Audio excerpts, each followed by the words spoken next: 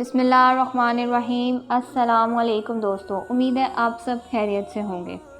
آپ کا نام یونس ہے اور والد صاحب کا نام مطیع بن شریث ہے۔ بعض حضرات نے مطیع ان کی والدہ کا نام بتایا ہے، جیسا کہ ابن کثیر نے فرمایا ہے اس صورت میں ان کی نسبت ماں کی طرف ہو گئی، جیسا کہ حضرت عیسیٰ علیہ السلام کی نسبت ان کی والدہ مریم علیہ کی طرف سے تھی۔ واللہ عالم۔ جب آپ کی عمر 28 برس ہوئی تو اللہ تعالیٰ نے آپ کو شہر نیون کے باشندوں کی ہدایت کے لیے رسول بنا کر بھیجا۔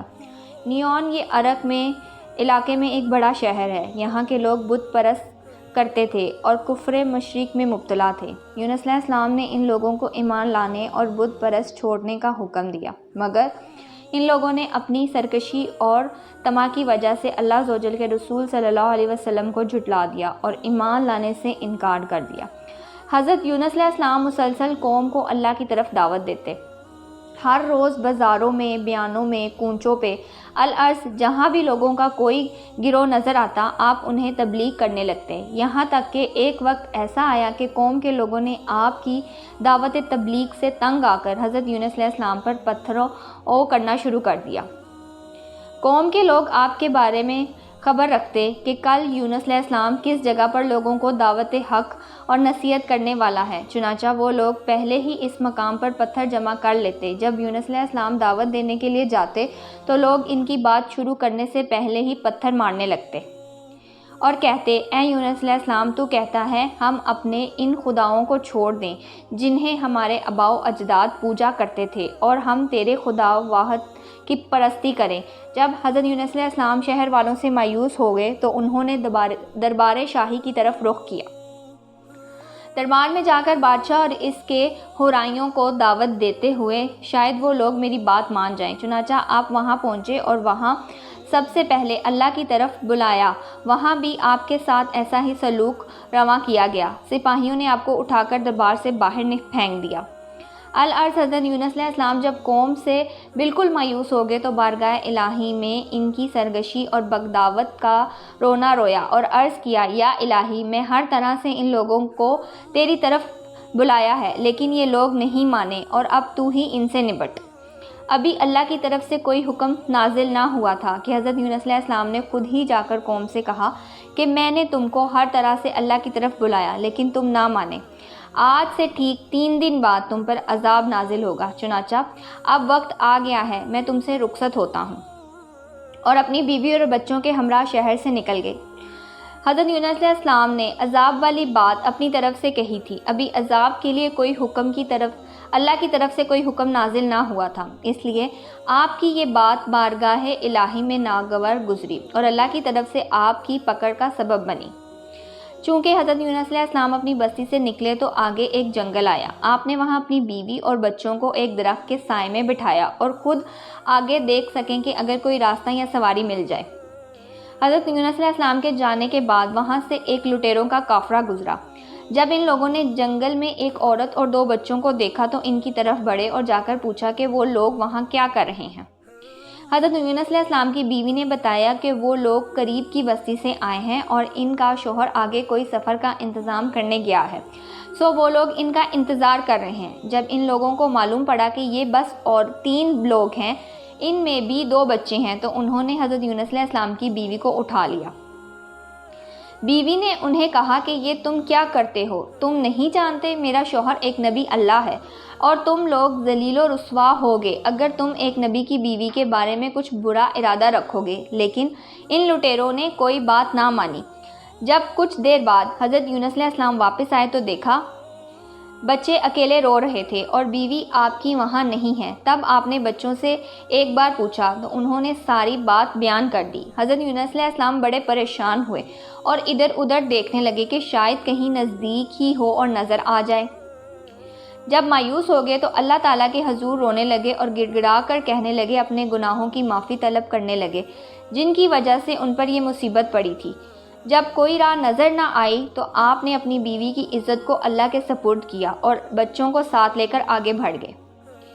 آگے ایک دریا آیا، چونکہ بچے چھوٹے تھے خود سے دریا عبور نہیں کر سکتے تھے اور نہ ہی کوئی ایسا ذریعہ تھا کہ جس سے دریا کو پار کیا جا سکے۔ چنانچہ حضرت یونس علیہ السلام نے اپنے ایک بیٹے کو کنارے پر بٹھایا اور دوسرے کو دریا پر پار کروانے کے لیے اپنے کندھوں پر اٹھایا اور دریا میں اتر گئے۔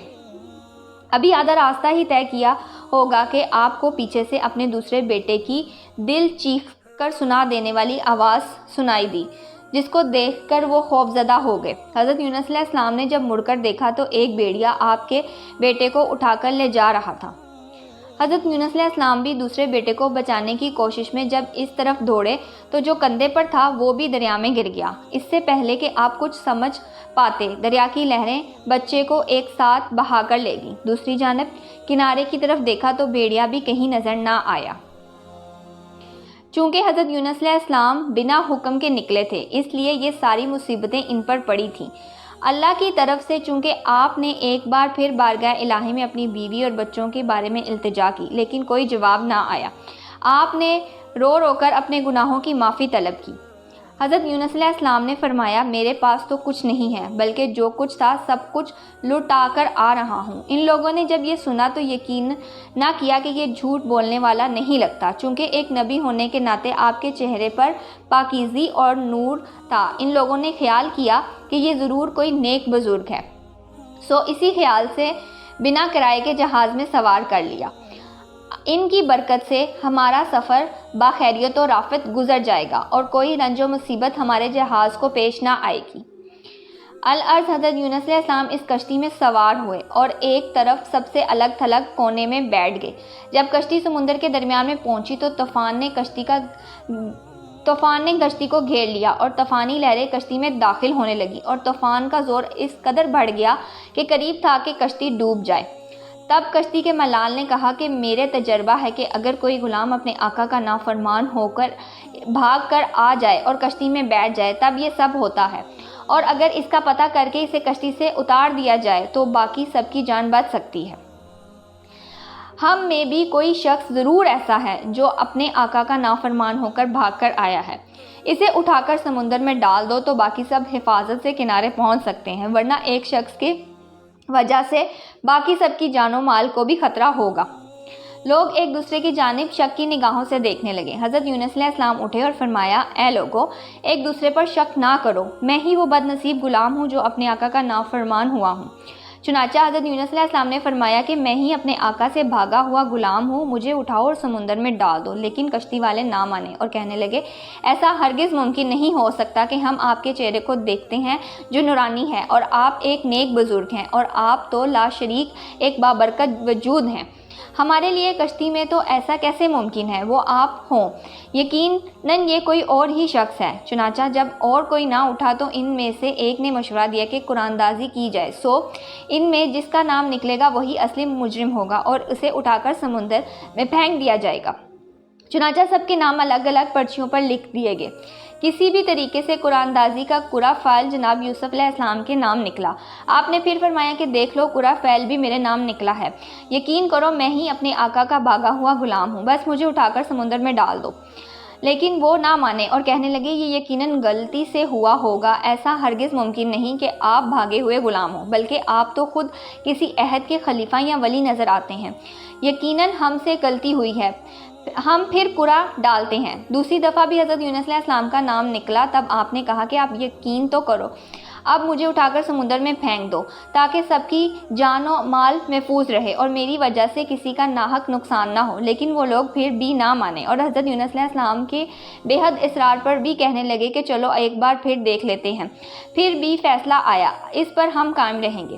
چنانچہ جب تیسری مرتبہ بھی حضرت یونس علیہ السلام کا نام ہی نکلا تو وہ لوگ پھر سے اپنے ہی فیصلے کو غلط کہنے لگے، اور حضرت یونس علیہ السلام نے جب دیکھا کہ وہ لوگ پھر سے طریقے کر رہے ہیں اور کشتی اب ان قریب ڈوب بھی جائے گی تو آپ نے خود ہی اللہ کو یاد کیا اور سمندر میں چھلانگ لگا دی۔